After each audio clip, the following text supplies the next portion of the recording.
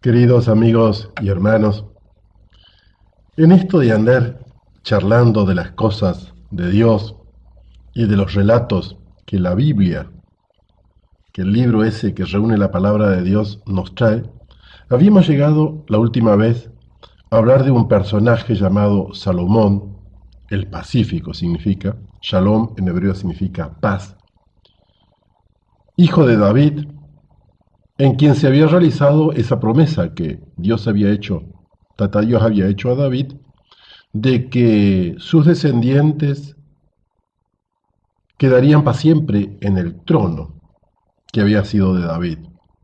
Y Salomón había sido un hijo de David. Pero habíamos visto que Salomón, en la última etapa de su vida, a pesar de cosas muy lindas y muy importantes que había realizado, como por ejemplo conseguir la paz para su pueblo, la construcción del templo, donde estaba guardada el arca de la alianza y donde se realizaba la gran liturgia del pueblo de Dios. Sin embargo, Salomón, al final de su vida, le había fallado a Dios. Y le había fallado porque había dejado que su corazón no estuviera todito entero del lado de Dios, del Señor Dios, de Yahvé. Y entonces Dios no había querido retirarle a David la promesa que había hecho, pero no podía dejar tampoco ni pasar por alto este pecado de Salomón, que había traicionado la lealtad para con Dios. Y cuando muere Salomón, sucede una desgracia, una verdadera desgracia, una gran desgracia al pueblo de Dios.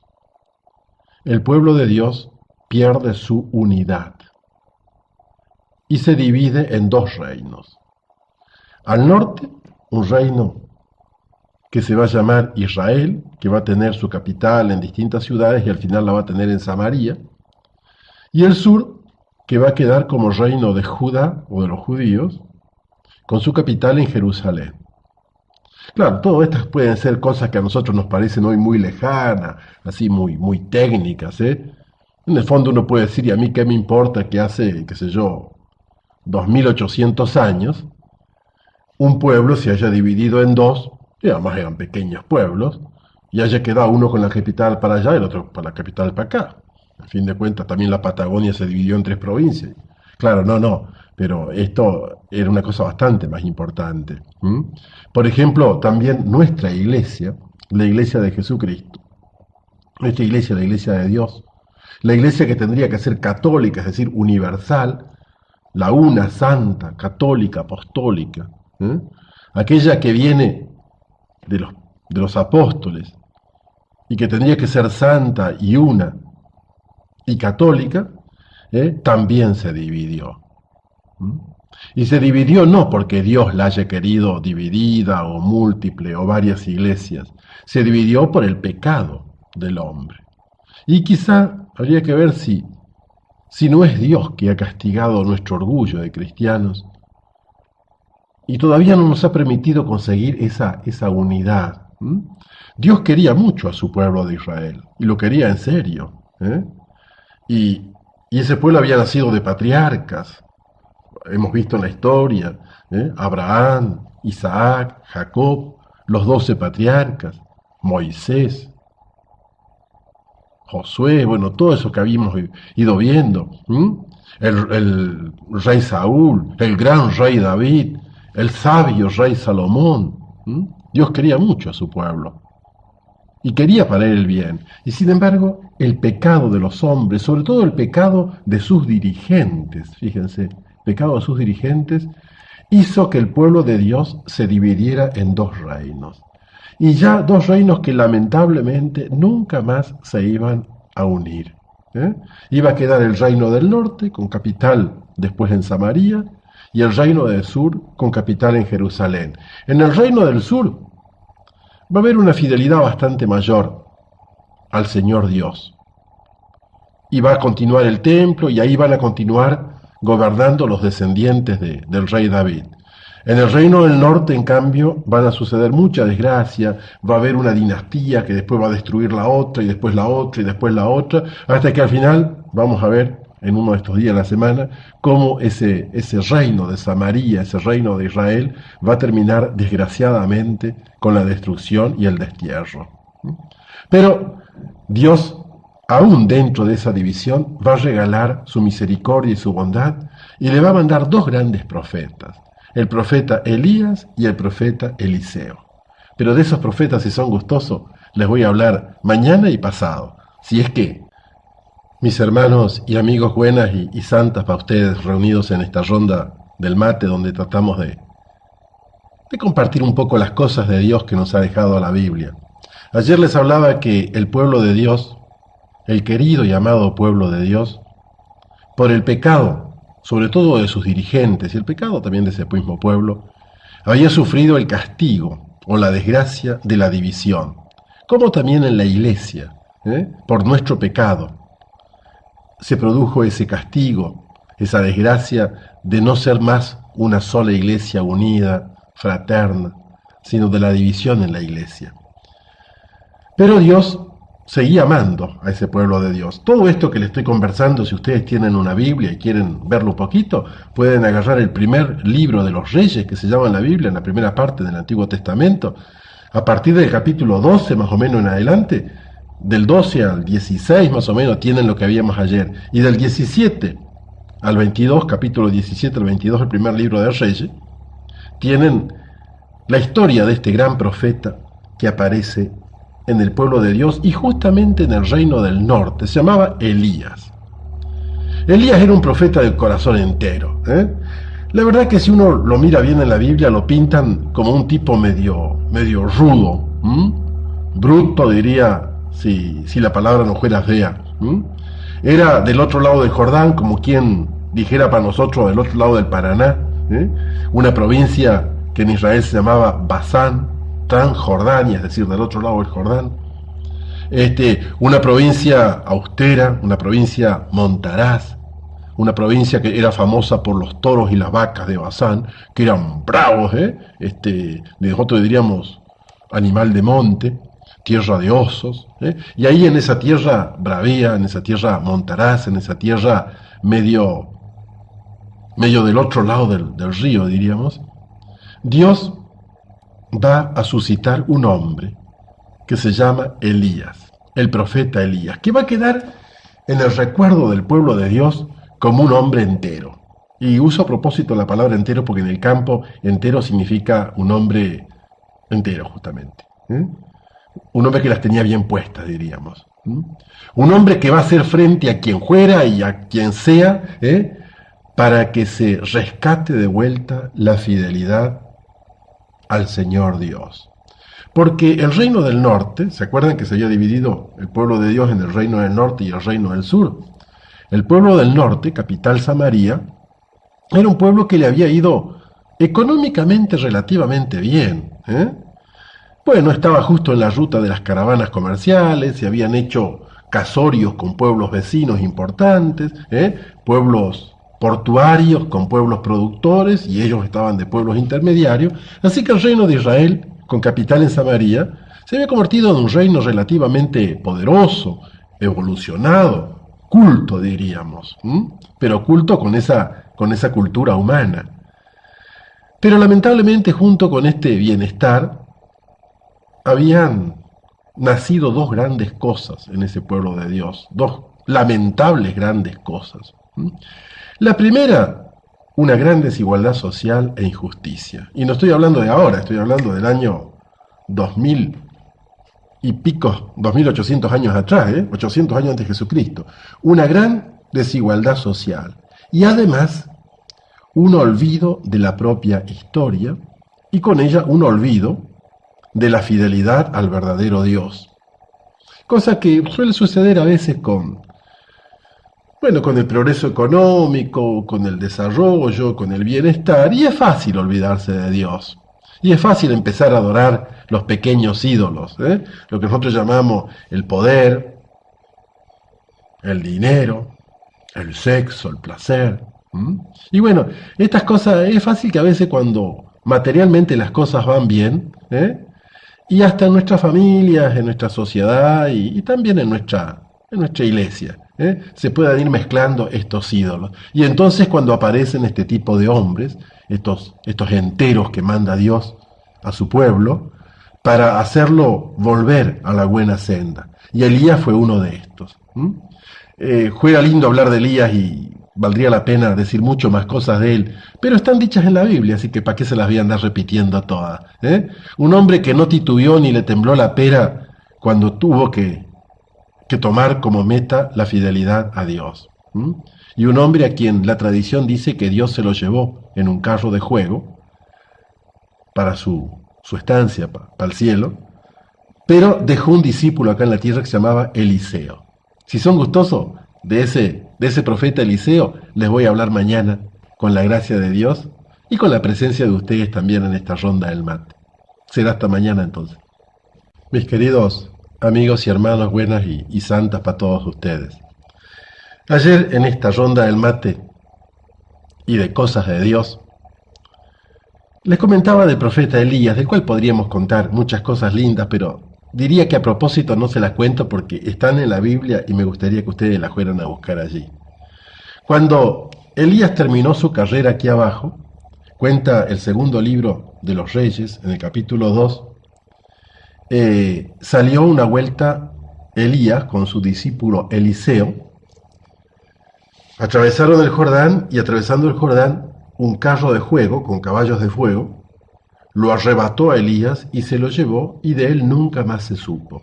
Y la tradición del pueblo de Dios, que después Jesús la va a retomar, nos dice que Elías ha de volver alguna vez para preparar los caminos del Señor. Así. Y Jesús llegó a decir que ese Elías retornado para preparar los caminos del Señor, si había visto cumplida esa profecía en San Juan el Bautista, precursor, aquel que preparaba los caminos del Señor. Bueno, Dios, además del profeta Elías, le dejó a su pueblo otro gran profeta, que se llamaba Eliseo, discípulo de este señor Elías. Y Eliseo era un campesino rico, chacarero que podía arar sus tierras con 12 yuntas de bueyes, con 12 arados, pero que un día había dejado todo para seguir a Elías, su maestro. Había matado los bueyes, los había hecho un asado para toda la peonada, y ahí nomás, alzó el poncho y lo siguió a Elías. Y lo siguió hasta que el Señor se lo llevó a la gloria a Elías. Y después quedó Eliseo. Eliseo es un profeta, así como Elías es un profeta rudo, un profeta, diríamos, un entero, una persona recia, una persona capaz de degollar si había que degollar, y la Biblia lo cuenta eso, no estoy inventando. En cambio el profeta Eliseo es un profeta simpático, un profeta popular, lleno de gracia, de alegría. Le gustaban, Elías era un tipo que siempre andaba medio solo.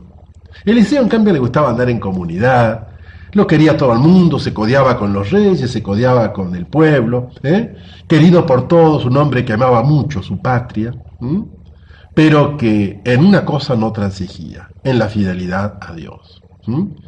Y fíjense, si el que era infiel a Dios era el rey, él no tenía miedo de ir y enfrentar al rey y echarle en cara lo que fuera. Y hasta una reina que hubo por ahí, una tal Jezabel, más mala que araña manguera, una reina extranjera que se había casado con un rey de Israel, después muere el rey de Israel, queda ella, y esa mujer sí que hizo un desastre en el pueblo de Dios, porque quiso borrar del pueblo de Dios la fidelidad a su Dios para ponerle unos dioses extranjeros, unos ídolos. Y Eliseo se enfrentó, derecho viejo, y no tuvo miedo.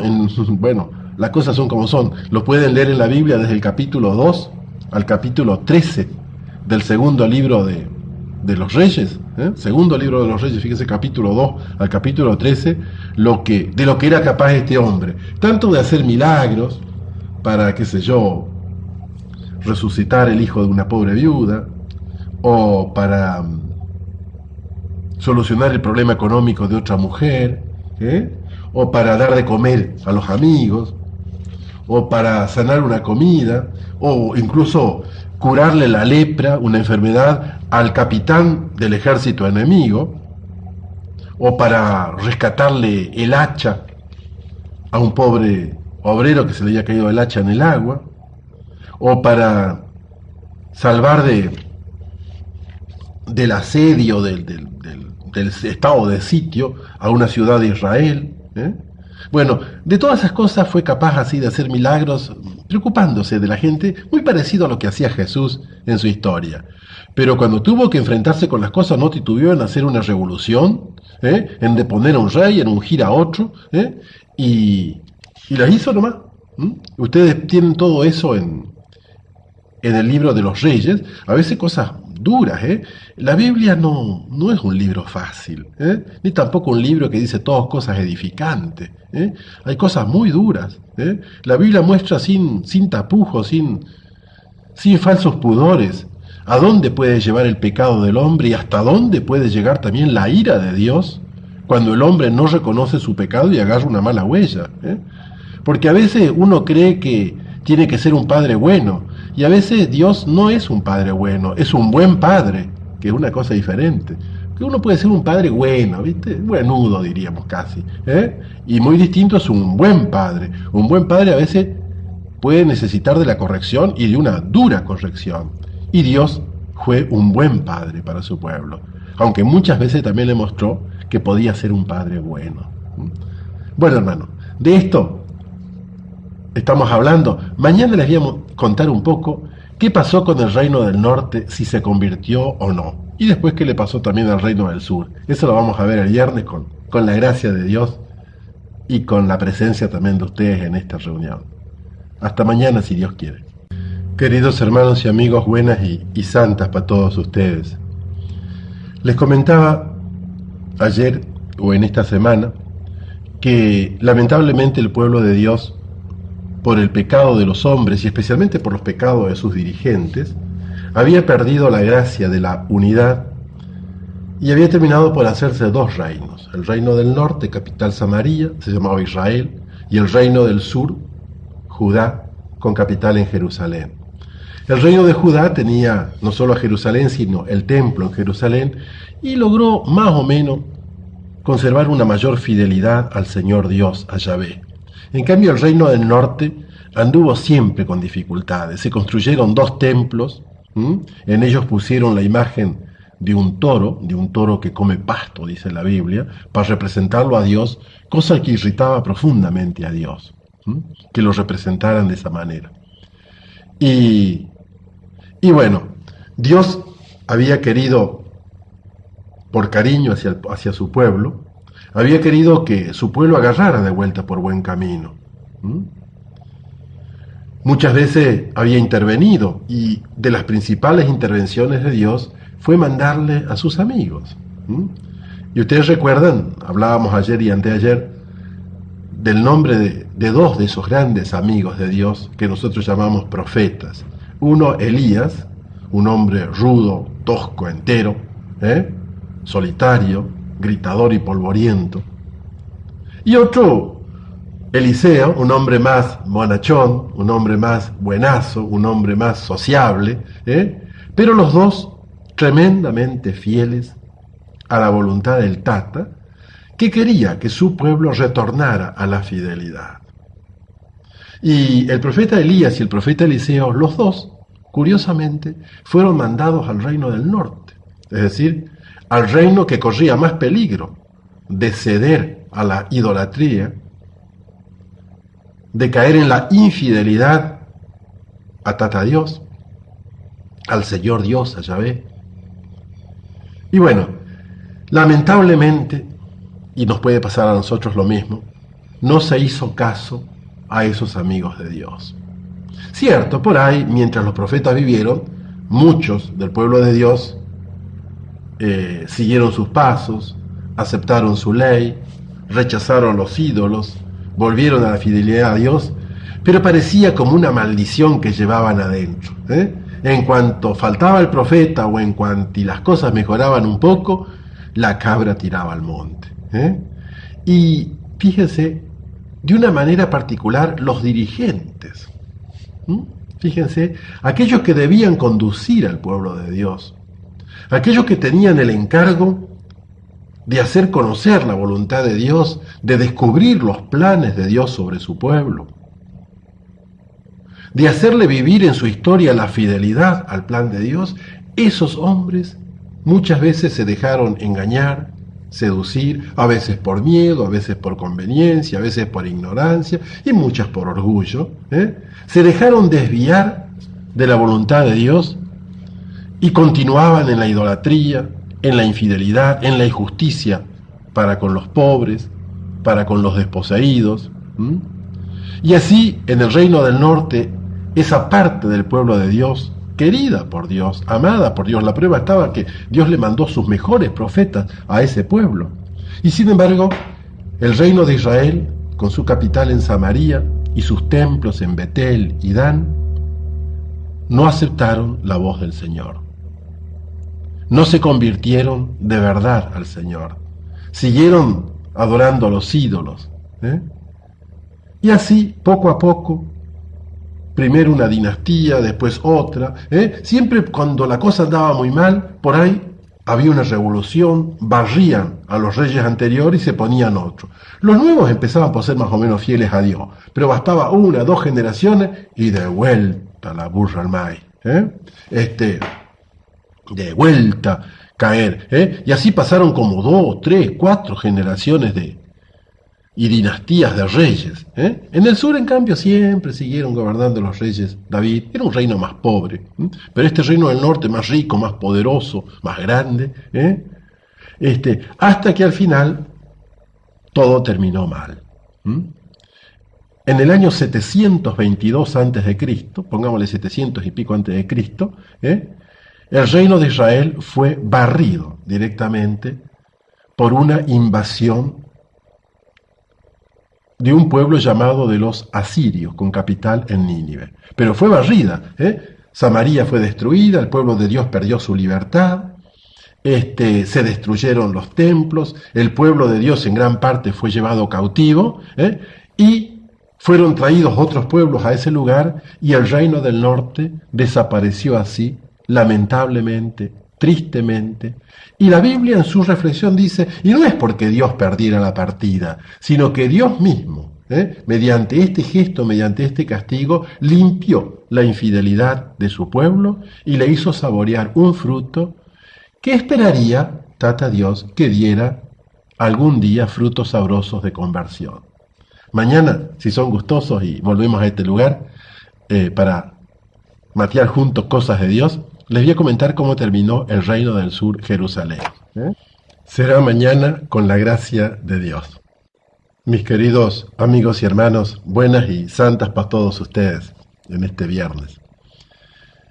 Estamos rememorando, estamos haciendo presente de vuelta esta historia del pueblo de Dios, tal como nos la trae la Biblia. Toda esta semana hemos venido releyendo, así medio abuelo de pájaro, pasando capítulos a las apuradas un poco, los 2 libros que se llaman de los Reyes, que traen un poco la historia desde Salomón, a través de esa división de los 2 reinos, esa división del pueblo de Dios, quizás presagio, anuncio, aviso, para nosotros que como iglesia también somos pueblo de Dios, y hemos sufrido la misma desgracia, quizás fruto de un mismo pecado, que es la división de la iglesia de Dios. Cristo no nos quiso separados, no nos quiso enfrentados, ni mucho menos peleados. La unidad de las iglesias es un deseo ardiente del Señor y tendría que ser una profunda nostalgia de todos los cristianos. Por eso cuando nos criticamos, nos condenamos como iglesias separadas, estamos quizás faltando al respeto y quizás seríamos mucho más nobles si reconociéramos nuestros propios pecados, los nuestros y los de nuestros padres que hicieron esta división de la iglesia. Bueno, el pueblo de Dios, como decía en esta semana, nunca logró rehacerse una unidad. Y el reino del norte, el reino de Israel con capital en Samaria, dinastía tras dinastía, no logró mantener la fidelidad al Señor y al final el Señor lo dejó hundirse en el desastre y los asirios, decíamos en el año 722, Vinieron, destruyeron Samaria, destruyeron el reino, llevaron deportados a los israelitas, trajeron otros pueblos para que habitaran su suelo y se quedaron sin tierra, sin patria, podríamos decir, en el destierro. Pero siguió quedando el reino del sur, el reino de Judá, con capital en Jerusalén, con el templo, cuyos reyes eran descendientes justamente de David, de Salomón. Ahí siempre había reinado sobre ese trono, diríamos, del sur de Jerusalén, un descendiente de David. Y entre esos descendientes hubo grandes reyes, flores de reyes, podríamos decir, rey en serio. Por ejemplo, Josías, o Sedecías. Hubo reyes que realmente siguieron un poco. Y por eso el reino de Israel logró mantener una fe más clara, una fe más pura. Pero también ellos fueron desobedientes a esa voz de los profetas. Hubo grandes profetas, de eso les voy a hablar la semana que viene. Profetas como Jeremías, Isaías, dos grandes profetas, Ezequiel, Oseas, aunque trabajó más en el reino del norte. De todos esos profetas, Jeremías, Isaías, Oseas, Amós, Ezequiel, bueno, todo eso les voy a hablar un poco en otra semana, no quiero ahora agrandar mucho. Pero lo cierto fue que no se escuchó la voz del Señor, un Señor que llamaba a la conversión. Muchas veces los reyes, frente a los peligros, frente a las situaciones mundiales, prefirieron poner su apoyo, su confianza en las fortificaciones o en las alianzas. Y las alianzas significaba aceptar la manera de ser de otro pueblo, muchas veces de un pueblo más fuerte, o Egipto o Babilonia, que eran las dos grandes potencias. Egipto al sur, una potencia más bien de tipo económico, comercial, y Babilonia, que era una potencia al oeste, una potencia más bien de tipo militar, imperialista. Y el pobre reino del pueblo de Dios, el reino de Judá, capital Jerusalén, ahí andaba, como salamín del sándwich entre estas dos grandes potencias.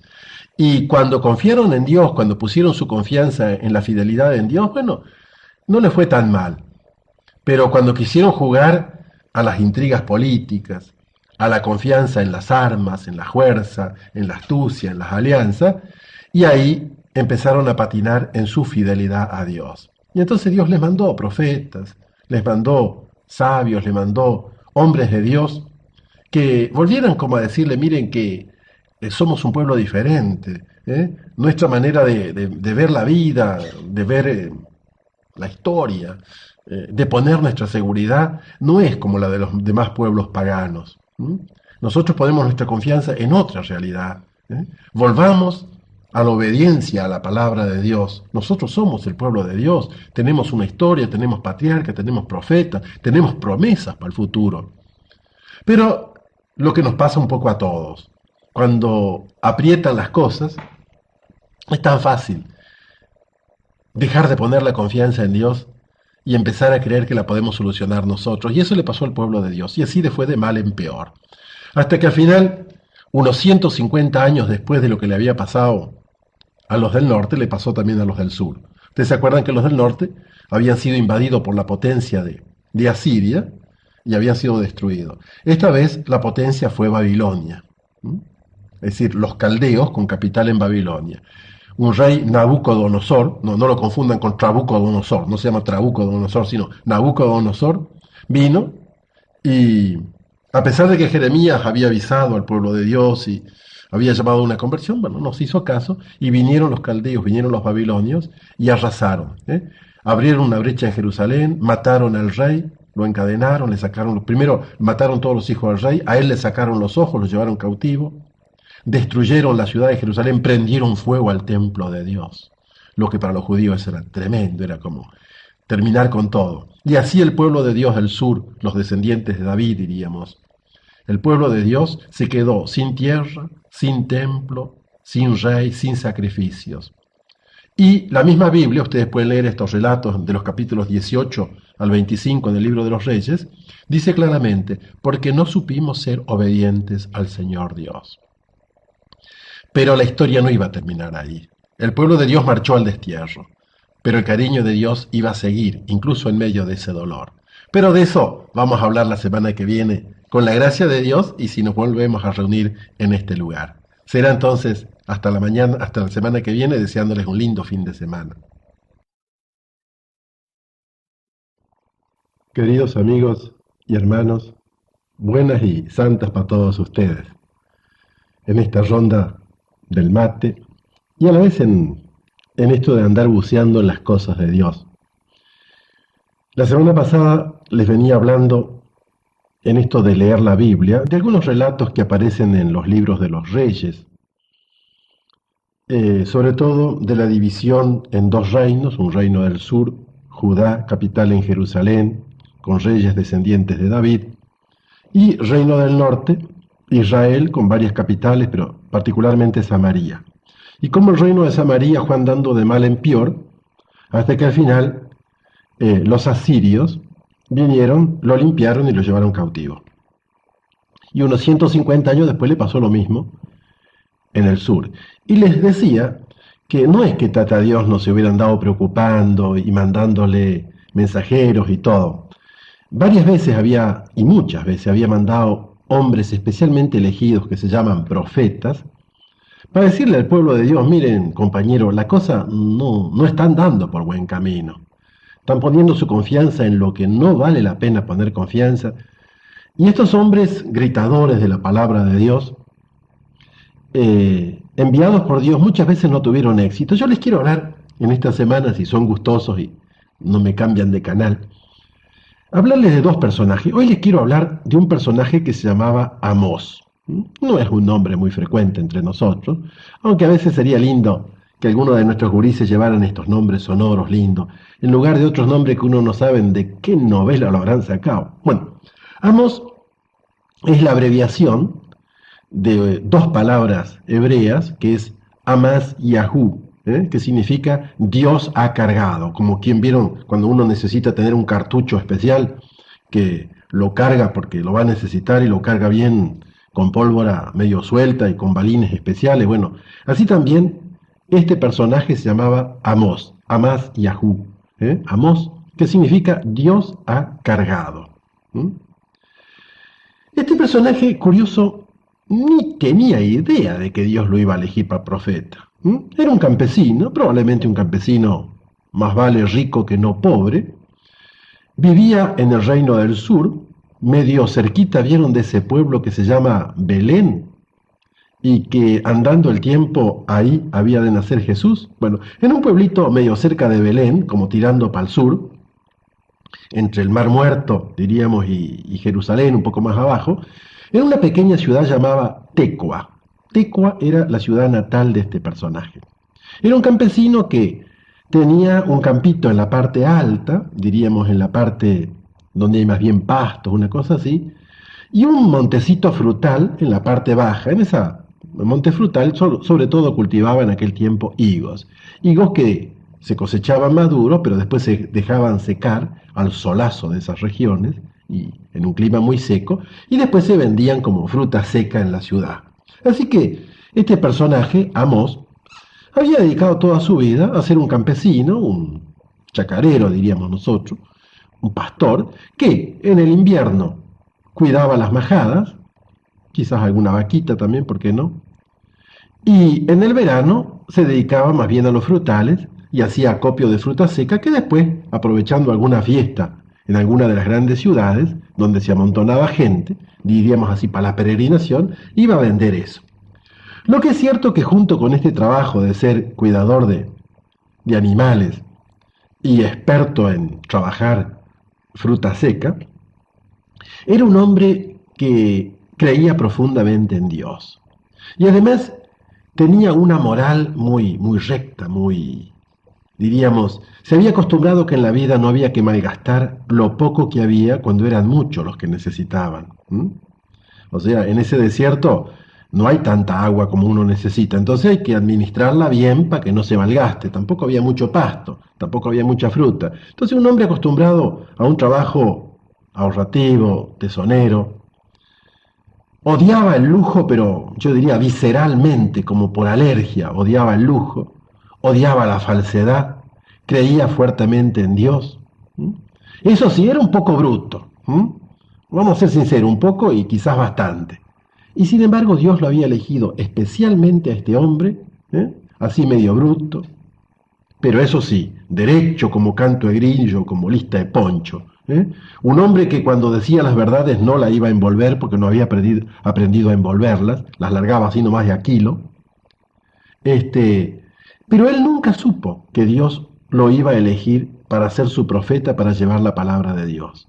Eso le iba a pasar en un momento determinado, llegada una circunstancia, pero para no alargarme mucho y dejarlos medio con la espina, si son gustosos, mañana le voy a contar cómo fue esto de que a este campesino Amós, de repente Dios lo cargó con su palabra y lo descargó así a quemarropa en un lugar donde nadie hubiera esperado encontrar bichera, y resulta que más que bichera había quereza. Pero eso si son gustosos, mañana con la gracia de Dios. Será hasta entonces. Mis queridos hermanos y amigos, buenas y santas para todos ustedes. Ayer, en la mateada, les estaba un poco comentando de un personaje llamado Amós, campesino, cuidador de animales y experto en fruta seca, diríamos, en cultivo y secado de fruta. Algunas virtudes muy profundas, una gran fe en Dios. Y de repente este hombre resulta que, quizás para ir a vender su fruta o algún corderito del rebaño, le toca ir a un santuario religioso del Reino del Norte. Este santuario se llamaba Betel. Si ustedes tienen algún mapa de la Biblia, lo pueden buscar como quien va Jordán para arriba, ¿vieron? Ese río Jordán que queda medio a la derecha, Jordán para arriba, a mitad de camino, medio tirando para la izquierda, ¿vieron? Del ombú grande, de esa encina grande como tirando para la izquierda. Bueno, ahí estaba este santuario de Betel. Beit, en hebreo significa casa, el Dios. El santuario se llamaba la casa de Dios. Bueno, este campesino, Amós, hombre creyente, sincero, honesto, entero, fue pensando vender algún animalito, quizá 2 o 3 borregos, alguna cosa por el estilo, algún novillito, y unos cuantos, diríamos así, fardos de fruta seca, aprovechando las fiestas que había ya en Betel, fue para allá. Y resulta que lo que vio ahí en ese templo, en ese lugar, en ese santuario, en ese reino, que no era su reino, porque él era del sur, cuando fue para el norte, como le hirvió la sangre adentro, che. Vio cosas que él nunca esperaba que sucedieran en el pueblo de Dios. En primer lugar, vio que había un culto magnífico, unas ceremonias de lo más, sí, con música, con mucha cosa, con mucho aparato, pero que por dentro estaba totalmente vacío. Lo que faltaba era fe. Desde los curas de aquel tiempo para abajo, notó que el culto era totalmente vacío. ¿Vieron como la galleta que cuanto más se hincha, más hueca por dentro? O como esos tarros lecheros que cuanto más ruido hacen, más señal que están vacíos. Bueno, así vio que el amor a Dios, expresado en un culto hueco, no tenía como apoyo una fe sincera en Dios y una obediencia a la palabra de Dios. Además vio una cosa que le hizo hervir la sangre, que unos pocos tenían mucho y que los muchos no tenían casi nada. Y que los que tenían mucho, además tenían el poder y aprovechaban para sacarle lo poco a los muchos que no tenían casi nada. Y eso, claro, a un hombre criado como él, en la sinceridad, en la honradez, en todo eso, le hizo hervir la sangre. Y además vio una cosa que es así, realmente tenía que provocarle alergia, vio el lujo. Vio que había gente que se hacía casa de verano, casa de invierno, gente que no trabajaba en todo el día y tenía de todo, un lujo despampanante, y al lado la gente que se moría de hambre. Esas 3 cosas, falta de sinceridad con Dios en el culto, el acaparamiento de los bienes de la tierra que Dios dio para todo en manos de unos pocos, y un lujo desenfrenado que ofendía la miseria de los demás, a este hombre, a este Amós, le dio en el hígado. Y no era hombre de aguantar patadas al hígado. Ahí nomás, sintió como que Dios le decía: deja tus higos secos, deja tus novillos y grita la palabra de Dios. Y este hombre comenzó a gritar: Y no eligió el lugar para gritar, la gritó en el templo. La gritó ahí en medio de ese templo de Betel. Y empezó con unos oráculos que hacían como estremecer. Empezó a anunciar castigos de parte de Dios. Comenzó a proclamar cuáles eran las exigencias de la palabra de Dios. Y empezó a decir cosas que molestó a muchos. Entre ellas dijo que si la cosa seguía así, no pusieran su confianza en Dios porque Dios no estaba comprometido con nadie. Que si la gente no obedecía la palabra de Dios, Dios no tenía por qué cumplir sus promesas y que Dios no era garantía sino peligro para el que no escucha la palabra de Dios. Bueno, ustedes dirán que a lo mejor yo estoy macaneando, exagerando. No, bueno, lean el profeta Amós, agarren la Biblia donde están los profetas, Isaías, Jeremías, José, y agarren a Amós. Y verán que es chiquito lo que digo comparado con lo que este hombre dijo. Tan bravo fue el asunto de todo lo que dijo, que evidentemente se enemistó con los que tenían el poder. Pero ya que estamos en el chisme y ustedes a lo mejor son gustosos, dejamos para mañana que les cuente cómo fue que terminó Amós y cómo fue que le fue, con quién se enfrentó, por qué y cómo respondió y a quién prefirió obedecer, si a Dios o a los hombres. Y fíjense que no estoy hablando de ningún personaje de ahora. Esto sucedió allá por el año 700 y pico antes de Cristo. Acuérdense que el 722 fue destruido ese reino. Unos cuantos años antes sucedió esto, alrededor del 750 antes de Cristo.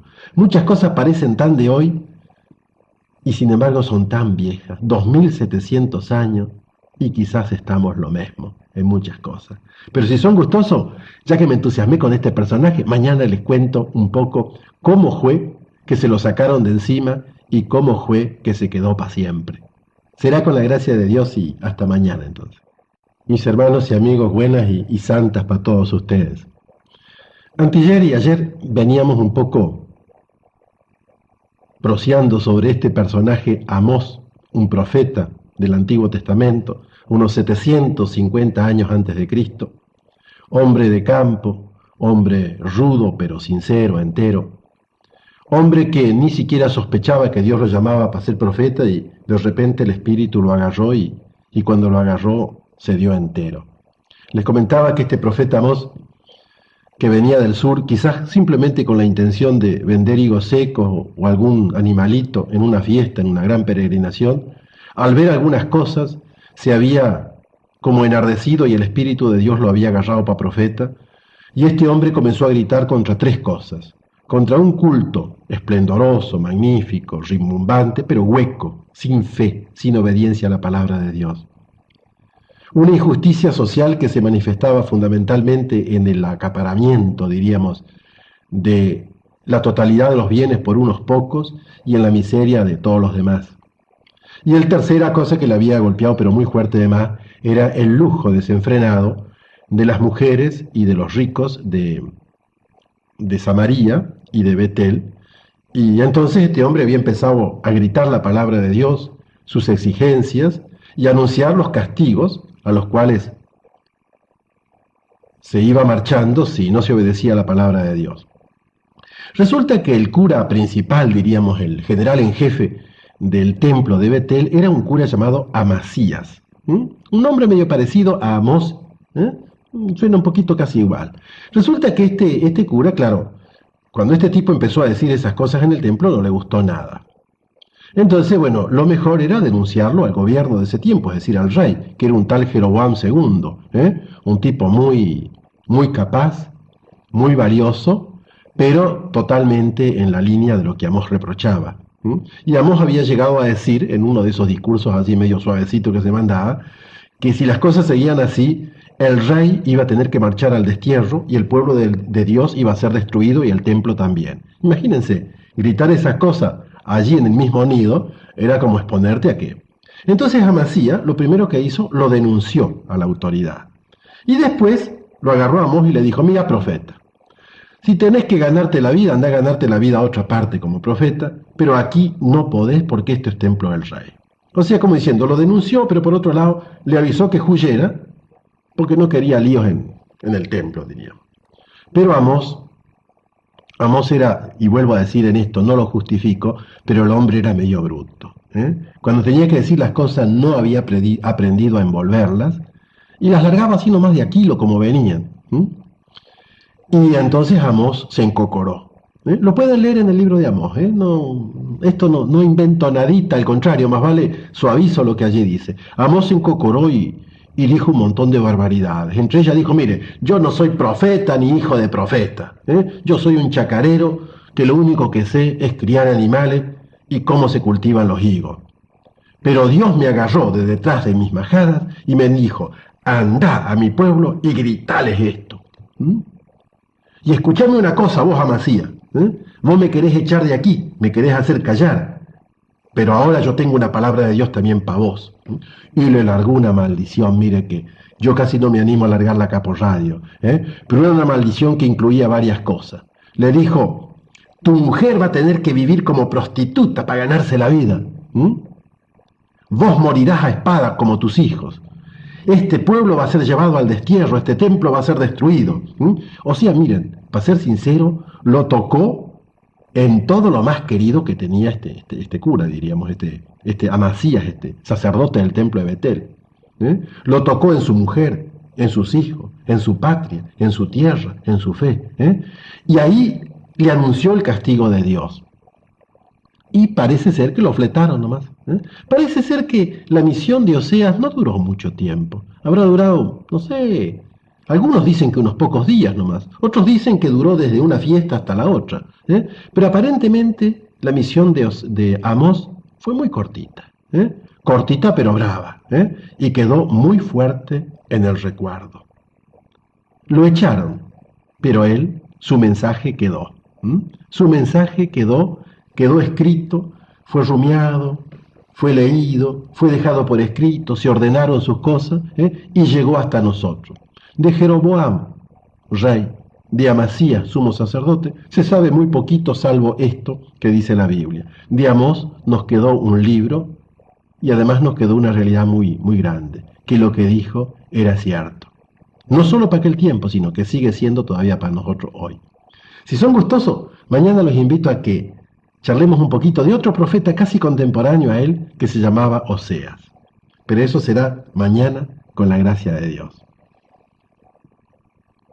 Mis hermanos y amigos, buenas y santas para todos ustedes.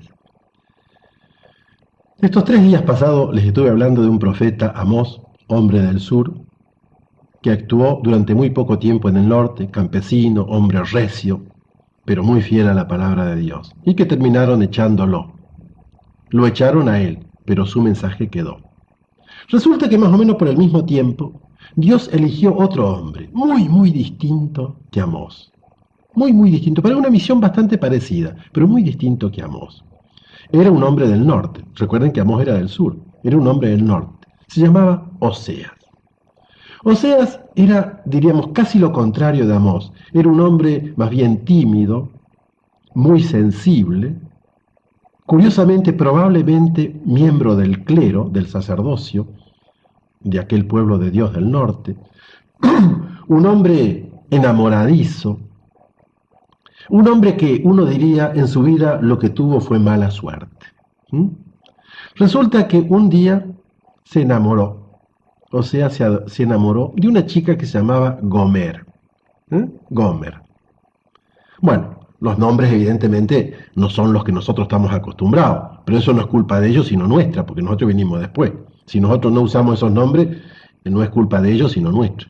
Resulta que este Oseas, digo un levita, es decir, un hombre muy religioso, hombre de Dios, sensible, con un gran cariño por Dios, por su pueblo, se enamoró de esta chica Gomer.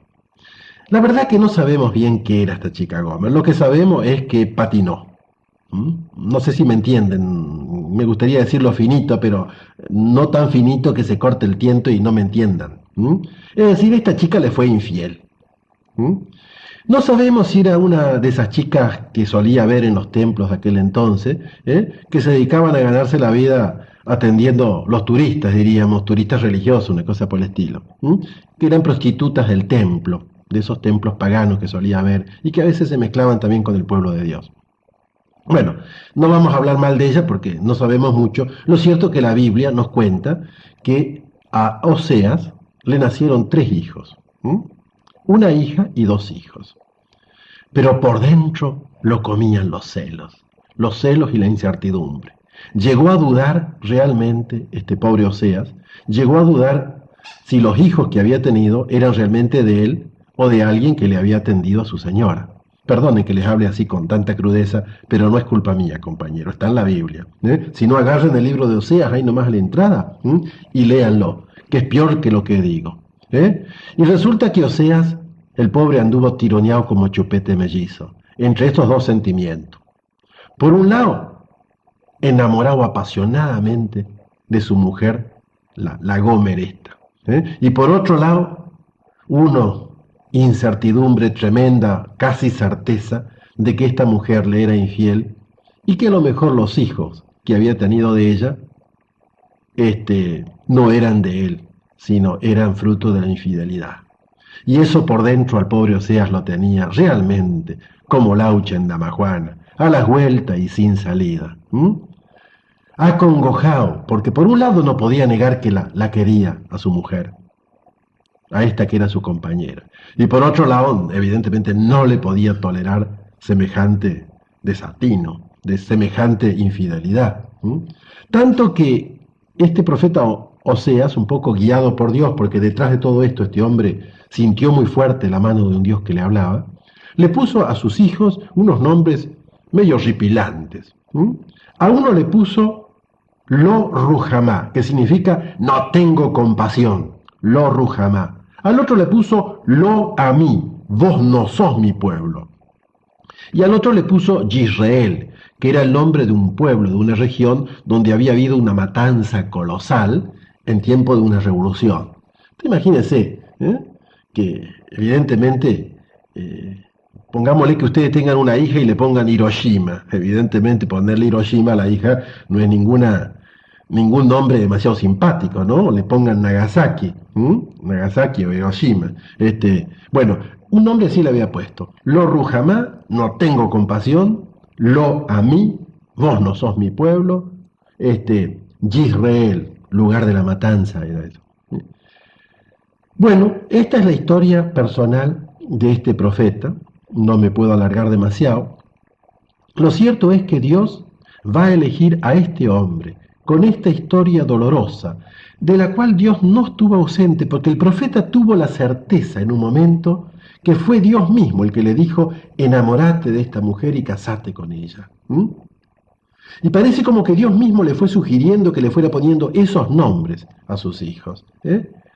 Uno diría, pero ¿realmente Dios puede permitir que un hombre sufra tanto? Simplemente porque lo necesita. Y bueno, la Biblia no nos dice si sí o si no. Lo que nos cuenta es que esto sucedió. Y parece ser que este señor Oseas, sensibilizado por su propia historia, por lo que él mismo sufría, descubrió una cosa muy importante. Descubrió lo que Tata Dios sentía por su pueblo amado. Por su pueblo que en la historia de los profetas era llamado la esposa de Dios, así como la iglesia es llamada la esposa de Cristo. Pero si son gustosos de esto, les hablo mañana, viernes, así completamos y encerramos un poquito qué fue lo que Oseas dijo y cómo fue que lo dijo. Será hasta mañana con su gracia y su amor. Queridos hermanos y amigos, buenas y santas para todos ustedes en esta ronda en que andamos rumiando las cosas de Dios mientras saboreamos unos mates, unos amargos. Les hablaba ayer del profeta Oseas, un hombre sensible, enamoradizo, un hombre que había sentido en su corazón el tremendo tironeo entre un amor apasionado por su compañera, su esposa Gomer, y por otro lado una terrible incertidumbre y angustia y bronca, porque tenía casi la certeza de que esta mujer le había sido infiel, y que incluso los hijos que de ella había tenido no eran de él. Y cómo Dios había aprovechado de esta circunstancia, de esta experiencia de la vida de este pobre hombre, un religioso del reino del norte de Israel, para despertar ahí un profeta con sensibilidad, para que nosotros supiéramos cómo es el corazón de Tata Dios. Este hombre sensible a las cosas de Dios y porque era sensible a las cosas de los hombres y porque tenía un corazón apasionado, sintió que Dios lo llamaba a gritarle a su pueblo, a reprocharle la infidelidad que como pueblo de Dios estaba teniendo para con Dios su tata, Dios su esposo. ¿Mm? Porque en Israel era bastante frecuente llamarlo a Dios el esposo del pueblo. ¿Mm? Como si Israel fuera la esposa y Dios, Yahvé, el esposo. ¿Mm? Hay incluso todo un librito que trata de eso, el Cantar de los Cantares. ¿Mm? Y muchos otros profetas después utilizaron esto. Cristo mismo va a hablar de la iglesia como si fuera la esposa y de él mismo como si fuera el esposo. Es que la imagen del amor entre esposos es tan hermosa, tan linda, tan grande, que es lo único que sirve casi para explicar el amor que Dios nos tiene a nosotros y nosotros tendríamos que tenerle a Dios. Un amor sincero, apasionado, fiel, capaz de sacrificios y sobre todo incapaz de traicionar. Por eso que es tan feo la traición en el amor. Cuando el amor es sincero, sobre todo cuando el amor de una parte hacia el otro es tremendamente sincero y corresponde mal. Bueno, uno de los versitos así que se mandó Oseas al pueblo de Dios decía más o menos esto. ¿M? Ya no hay verdad ni lealtad, ni conocimiento de Dios en esta tierra, sino juramento y mentira, asesinato y robo, adulterio y libertinaje, homicidio tras homicidio. Y después medio enardecido, había llegado a gritar este verso. Que nadie eche la culpa a nadie, solo contra vos, sacerdote, contra vos es mi pleito. Perecerá tu patria, perecerá tu pueblo, por falta de conocimiento. Yo te expulsaré de tu sacerdocio, porque te has olvidado de la ley de Dios. Fuertísimo este reproche dirigido a los sacerdotes, que a lo mejor eran colegas de él. Pero este hombre, al estar sensible por su propia historia, Dios lo había utilizado para que desde esa sensibilidad comprendiera la sensibilidad de Dios. Pero junto con estos reproches hay cosas muy lindas. Yo no les puedo contar todo lo que este profeta dice. Además sería inútil si para eso pueden leerlo en la Biblia. Agarren la Biblia, libro de Oseas, y léanlo. Los 3 primeros capítulos cuentan más bien la historia del profeta. Y de ahí en adelante los oráculos, los sermones, el mensaje, la doctrina de todo este profeta. Pero llega un momento en que Oseas, que ama profundamente a su pueblo, que quiere realmente a su pueblo, que si grita alguna cosa no es por bronca o por, qué sé yo, por bronca tal vez que sí, pero no es por desprecio o porque no quiera a su pueblo. Hay algunos que piensan que cuando nosotros decimos una crítica contra nuestra iglesia es porque no la queremos. No, a lo mejor justamente porque nos duele, porque la amamos profundamente, nos duelen algunas cosas. Entonces lo mismo le pasaba a este profeta, porque lo quería profundamente a su pueblo. Y en un momento se le arma este drama en el corazón. Dice, ¿es que Dios puede rechazar definitivamente a su pueblo? ¿Puede realmente un padre dejar de querer a su hijo? Y entonces tiene un hermoso verso que dice por ahí, más o menos dice así, cuando Israel era un niño, lo amé. Desde Egipto llamé a mi hijito, pero cuanto más lo amaba, más se alejaba de mí. Yo le enseñé a andar a mi pueblo, lo llevé en mis brazos. ¿Cómo podré olvidarte, pueblo mío? ¿Cómo podré olvidarte, Israel? Se me da un vuelco el corazón, se me revuelven por dentro las entrañas. No puedo ceder al ardor de mi enojo. No voy a destruir para siempre a mi pueblo, porque yo soy Dios y no un hombre, el santo en medio de ti y no un enemigo devastador. Yo pienso que es lo que Tata Dios nos dice a cada uno de nosotros, a nuestra iglesia, a cada uno de nosotros. Ese amor apasionado que Dios nos tiene puede ser un grave peligro para nosotros, pero es una certeza, que Dios siempre va a encontrar la forma de salvarnos. Y quizás una forma de salvarnos es destruir muchas de las cosas que nosotros queremos. Porque realmente tanto Amós como Oseas gritaron cosas, anunciaron castigos que desgraciadamente se cumplieron, porque el pueblo de Dios no se convirtió, como tampoco nosotros nos estamos convirtiendo. No se convirtió y esos castigos tremendos que ellos anunciaron vinieron. El templo fue destruido, el pueblo fue deportado, el sacerdocio fue destruido, el rey fue asesinado. Tuvieron que dejar su tierra, sus tradiciones, todo. Pero su mensaje quedó y el amor de Dios.